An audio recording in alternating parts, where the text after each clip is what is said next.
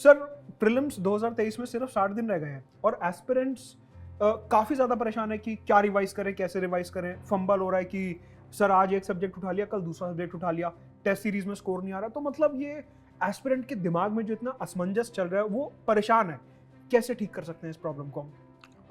Sir परेशान तो obvious है कि अभी 2 महीने तो एंग्जाइटी तो होगी, बट शुरुआत अगर आप देखोगे तो अभी 2 महीने ही हैं। तो मैं तो सबसे पहले ये कहूँगा कि आपने जो पढ़ा हुआ है उसको पढ़ना शुरू कर दीजिए। पढ़ने वाले टॉपिक के अंदर से पहला जो सवाल यही आता है वो है नैरोइंग डाउन द सोर्सेज।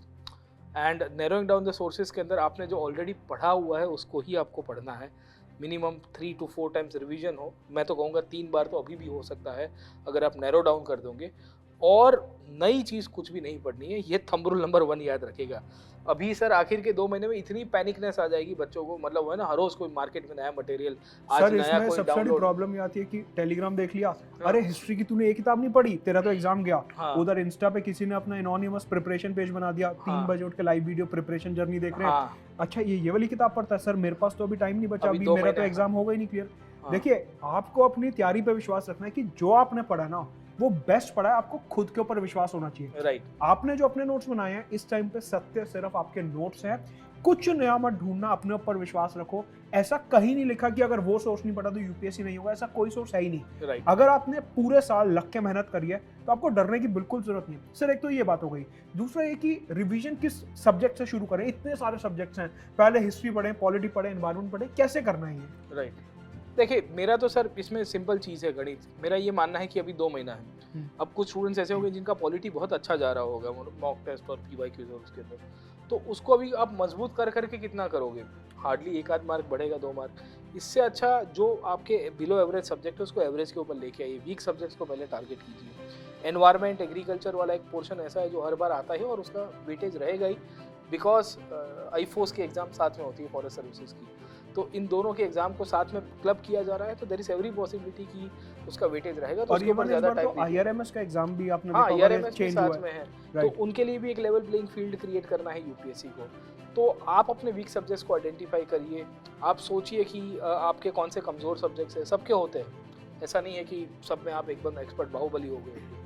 तो उस हिसाब से प्रायोरिटाइज कीजिए। जिसमें ज़्यादा टाइम लग रहा है आपको रिवीजन को, अभी भी दे दो, क्योंकि कुछ कुछ सब्जेक्ट ऐसे होंगे जो इजीली रिवाइज होंगे, जहां आपका कमांड भी ऑन होगा। और इसमें प्रतीक सर ने बहुत शानदार बात बोली कि जो आपकी कमजोरी है ना, पहले उस पर काम कीजिए। और देखिए एस्पिरेंट क्या करता है, आज एक सब्जेक्ट उठाया, कल अभी इसमें मन नहीं कर रहा, अभी मैं दूसरा सब्जेक्ट उठाने जा रहा हूँ। ये गलती मत करिए। देखिए विराट कोहली इसलिए, सचिन तेंदुलकर इसलिए क्योंकि कंसिस्टेंसी एक कीवर्ड है जो इन दोनों का नाम सुनते हैं हमारे दिमाग में आता है कि कितने कंसिस्टेंट बैट्समैन रहे हैं। मतलब कि अगर आपकी कोई कमजोरी है, आप उस पर लगातार रिवीजन करिए जब तक वो सब्जेक्ट पूरा ना हो जाए।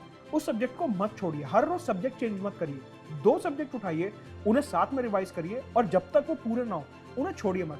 सर इसमें ये बताइए कि जब एस्पिरेंट रिवीजन कर रहा होता है अपने नोट्स से, स्टैंडर्ड सोर्सेज से, तो पीवाईक्यूज का कैसे रोल आता है? पीवाईक्यूज तो सर सबसे ज़्यादा ज़रूरी है, क्योंकि उससे ही समझ में आएगा किस ट्रेंड में क्वेश्चन पूछे जा रहे हैं। उससे वो भी समझ में आएगा कौन सी इन्फॉर्मेशन को छोड़ देनी है जो प्रीलिम्स में नहीं पूछी जाएगी। सर ओके, अब हिस्ट्री ऐसा बड़ा वास्ट सब्जेक्ट है, उसी दौर के ऊपर आप एनवायरमेंट देखोगे तो एक फिक्स पैटर्न आपको मिलेगी कि इंस्टीट्यूशंस के ऊपर से सवाल आते हैं, ऑर्गेनाइजेशन से आते हैं, पॉलिटी के अंदर या आईआर के अंदर वो जियो पॉलिटिक्स आजकल पूछ रहा है, मैपिंग बेस्ड क्वेश्चन।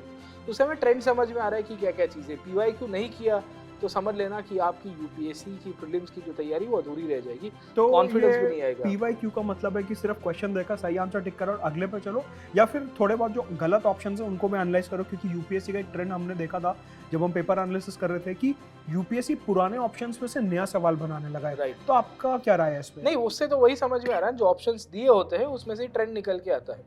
अब जैसे मैं आपको कहूँगा संथाल रिबेलियन, पिछले 20 साल के पेपर में देखोगे तो 5 बार Santhal as a keyword UPSC के प्रीलिम्स पेपर में आया हुआ है। अच्छा। डायरेक्टली इनडायरेक्टली उसके रिलेटेड कभी क्रोनोलॉजी में पूछ दिया, 3-4 रेबेलेंस को साथ में पूछ दिया है। तो वैसे सवाल आते रहते हैं। ये कॉन्स्टिट्यूशनल हिस्ट्री का एक टॉपिक है। इवन आर्टिकल 75 हमारे पॉलिटी में जो आता है, आर्टिकल 75 का रेफरेंस बार बार कभी ऑप्शन में मिलेगा, कभी क्वेश्चन में, कभी ऑप्शन में, कभी क्वेश्चन में। राइट। तो बिल्कुल इत्तेफाक रखता हूँ मैं आपकी बात से यहाँ पे। एग्जैक्टली। तो ये तो इस तरह से तैयारी करनी है। और last but not the least, concluding point के ऊपर ये भी कहना चाहेंगे कि एक कंफ्यूजन बड़ा रहता है कि सर तैयारी अधूरी लग रही है।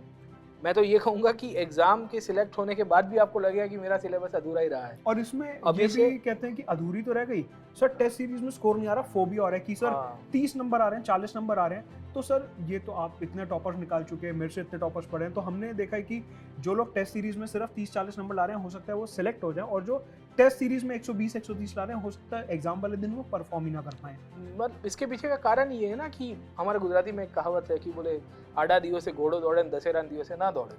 दशहरे के दिन अगर आपके घोड़ा नहीं दौड़ेगा तो क्या होगा सर, अगर आप रेस में फेल हो जाओगे। Right. चालू दिन में आप मॉक टेस्ट के ऊपर मॉक टेस्ट दिए जा रहे हो, 120-150 लेके आ रहे हो, it doesn't matter. Okay, mock test में अगर आपको कम मार्क भी आ रहे हैं तो चिंता मत करिए, उससे खाली देखिए कि आप कौन से सब्जेक्ट्स के क्वेश्चंस को गलत टिक कर रहे हो, किस एरियाज में आपकी कमज़ोर कड़िया है, वीकेस्ट लिंक है, उसमें से खाली सीखिए। Don't try to take it, मतलब वो लिटिल दिमाग के ऊपर मत चढ़ा दीजिए। ज़्यादा आ रहा है तो भी, कम आ रहा है तो भी, PYQs आपके बेंचमार्क के अंदर होना चाहिए, उसको बेंचमार्क बना के चलिए, ज़रूर से आपको जो विक्ट्री है वो हासिल होगी। अच्छा सर, इसमें एक क्वेश्चन और कि एस्पिरेंट्स पूछते हैं सर कितने मॉक टेस्ट दें, मैं 50,000 क्वेश्चन करूंगा, मैं 10,000 क्वेश्चन करना चाहता हूँ, मैं 5,000 क्वेश्चन करना चाहता हूँ, तो आपके हिसाब से एक वो नंबर क्या है? प्रैक्टिकली सर आप देखिए कि एक क्वेश्चन सॉल्व करने में 3 से 5 मिनट लगता है, और फिर उसका उसके सॉल्यूशन बाद भी सॉल्यूशन देखेंगे, करो, एनालिसिस आंसर करो, कहाँ गलत हो गया। राइट। तो एक पेपर 2 घंटे का पेपर, उसके बाद करीबन मैं कहूँगा 2 से 3 घंटे का वो एनालिसिस और रिवीजन। और फिर ब्रेक भी लोगे क्योंकि थक गए हो इतना हाँ, ज़्यादा। तो आप पकड़ के चलिए कि अगर 4 से 5 घंटा एक पेपर 100 क्वेश्चंस में लग रहे हैं तो कितने पेपर दे पाएंगे, हार्डली इन 2 मंथ्स। अगर हर 5-6 दिन में एक पेपर भी देंगे तो आपके पास नहीं करके 10 या 12 पेपर देने का स्कोप है। टोटल मिला के 1000 से 1200 क्वेश्चन आप सॉल्व करेंगे, उससे ज़्यादा मेरे हिसाब से इम्प्रैक्टिकल हो जाएगा। इससे अच्छा रिवीजन कर दो, 2-3 बार और एक सब्जेक्ट को पढ़ोगे तो ज़्यादा ठीक रहेगा। मतलब आप ये कह रहे हो कि ऑन एन एवरेज हर रोज 20 से 25 क्वेश्चन करे तो सफिशिएंट हाँ, रहेगा। ये फाइनल सर ठीक है ना, कॉन्फिडेंस बिल्डअप हो जाएगा आपको। और यहाँ पे strategy भी। प्रीलिम्स में जैसे जैसे प्रीलिम्स पास आता है, एक डर और आता है एस्पिरेंट्स के मन में, सर मेरी तो मैथ्स वीक है, मेरे को रीजनिंग नहीं आती, मेरे को इंग्लिश कॉम्प्रीहेंशन नहीं पड़ा रहा, सीसैट में क्वालिफाइंग मार्क्स नहीं आए तो क्या होगा? तो सीसैट की प्रैक्टिस इस टाइम पे कैसे प्रोसीड करना आप सर खुद सीसेट पढ़ाने हो, आपको भी पता है, और मैंने तो बहुत सारे स्टूडेंट्स को देखा है कि जो जीएस में 100 प्लस लेके आ रहे होंगे पर सीसेट में हालत खराब हो जाती है। राइट। तो सीसेट में तो मेरे हिसाब से तो 10 साल का पेपर एक तो पहले कर दो, जो 2011 से लेके 2022 तक, उसके बाद आगे सर आप बताइए सर प्रैक्टिस कैसे करना है। एक देखिए- लाइटली मत लेना, वही मैं कहूँगा, वरना पीटी नहीं निकलेगी आपकी, अभी से ही कह देता हूँ। सीसैट को अगर आप लाइटली ले रहे हो कि मेरा तो मैथ्स बैकग्राउंड था, मैं इंजीनियर हूँ, देखिए जो सीसैट में मैथ्स आती है वो एकदम अलग होती है जो आपकी बैचलर्स की मैथ्स है या फिर जो आपकी इंजीनियरिंग की मैथ्स है। साथ में अगर आप ऐसा कुछ अतरंगी आइडिया सोच रहे हो कि अभी मेरे को वो भैया दीदी ने बोला कि सिर्फ रीडिंग कॉम्प्रिहेंशन पढ़ जाओ और लॉजिकल रीजनिंग और क्वांट छोड़ दो, ये अप्रोच आपको नहीं अपनानी है। मतलब कि तीनों पिलर्स जो हैं, क्वांट, रीजनिंग, रीडिंग कॉम्प्रिहेंशन और इवन डेटा इंटरप्रिटेशन, चारों की आपको प्रैक्टिस करनी है, क्योंकि आपको नहीं पता कि इस साल एग्जाम में कौन सा पिलर मुश्किल आने वाला है। क्वांट मुश्किल आ जाएगी तो क्या करोगे, रीजनिंग मुश्किल आ जाएगी तो क्या करोगे, और साथ में आपको रेगुलर प्रैक्टिस करनी है कि रोज के आपने 10-15 क्वेश्चन कर लिए। अच्छा सर, एक लास्ट सवाल इससे पहले हम ये स्ट्रैटेजी वीडियो को बंद करें कि एस्पिरेंट्स एक डाउट पूछते हैं कि सर एंशिएंट छोड़ दें, मजा नहीं आ रहा है, सर मेडिवल छोड़ दें, सर मेरी साइंस एंड टेक तो हुई नहीं है, ये क्या करें, छोड़ दें इसे? तो ये जो सब्जेक्ट छोड़ने का एक फितूर चढ़ जाता है, इसके बारे में आप क्या कहेंगे? सर सिंपल चीज़ें है ना, मैं तो ये कहता हूँ कि you prepare for the worst and hope for the best. आप सिंपल है ना, आप जंग पे लड़ने के लिए कहीं पे जा रहोगे, आप ऐसा थोड़ी सोचोगे कि ये बंदूक नहीं लेके जाऊंगा, मैं गोलियों को लिमिटेड लेके जाऊंगा सर, ठीक है, मैं अपना जो कैवरल वेस्ट है, जो एक प्रकार का बुलेट प्रूफ वेस्ट होता है जो आपको बचाता है गोलियों से सर, है ना, वो नहीं पहन के, वो सिंप्लीफाइड है सर। ओके, आपको तैयारी सबसे वर्स्ट के लिए करनी है। मेरे हिसाब से कोई भी सब्जेक्ट नहीं छोड़ना चाहिए। कभी साल ऐसा होता है कि कुछ टॉपिक से सब्जेक्ट सवाल कम पूछे जाते हैं, शायद एशियंट से एक साल में कम पूछे गए, कभी कभी करंट अफेयर्स को वेटेज कम कर देता है, कभी कभी करंट अफेयर्स, उसका मतलब ये थोड़ी कि सब कुछ छोड़ देंगे।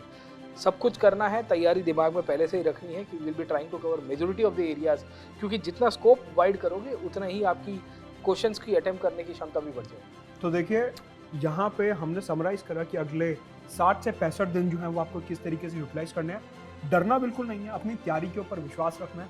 एग्जाम वाले दिन जाइए, सोच समझ के क्वेश्चंस को अटेम्प्ट करिए, नेगेटिव मार्किंग जितना हो सके उसको अवॉइड करने की कोशिश करिए, क्योंकि वो ही डिसाइडिंग फैक्टर होता है कि आप कट ऑफ के उस पार हैं इस पार हैं। सीसैट की प्रैक्टिस करिए, मल्टीपल सोर्सेज मत रेफर करिए, एग्जाम बिल्कुल क्लियर होगा, डरने की कोई जरूरत नहीं है। अगर कोई प्रॉब्लम आती भी है तो हम अनअकैडमी में यहाँ पे आपके लिए हैं। Let's crack it. Let's crack it. Thank you very much.